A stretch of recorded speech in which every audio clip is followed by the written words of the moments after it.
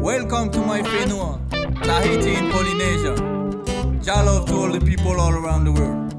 Yeah. Early in the morning I walk to the shore. Birds all around, short boards ready. Sun is rising in the golden sky.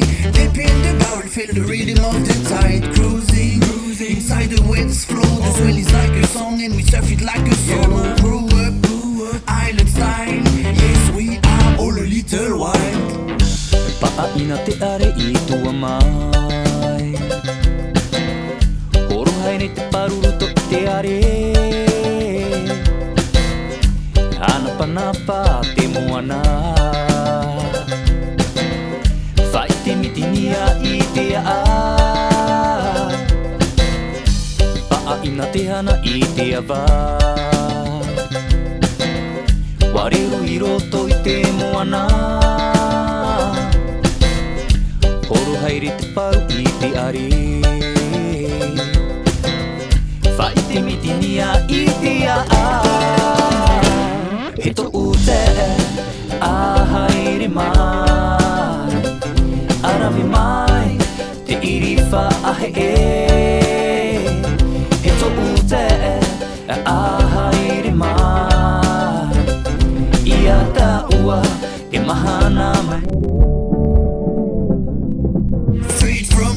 No time to chill on the 20 feet swell, you gonna feel the thrill. Gliding on the riptide, there's nothing like local bad boys blasting on the big show breeze. Chasing for the best waves, for the best swell. We surfing all day, we jamming all night. Freedom bliss every time I ride. Welcome to my island, to my paradise.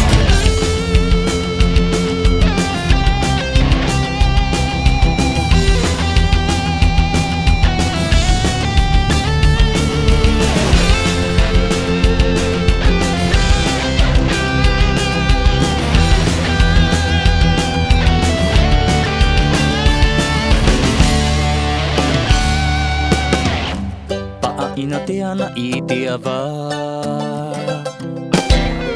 Wareru I roto I te moana.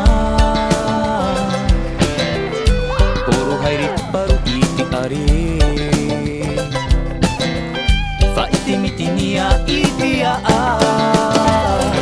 He to ute a haere mai. Arawe mai te iriwha ahe e.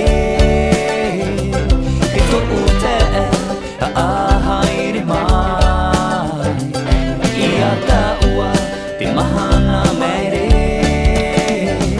He to ute a haere mai. Arawe mai te iriwha ahe e. He to ute a haere mai. Ia ta ua te mahana mere.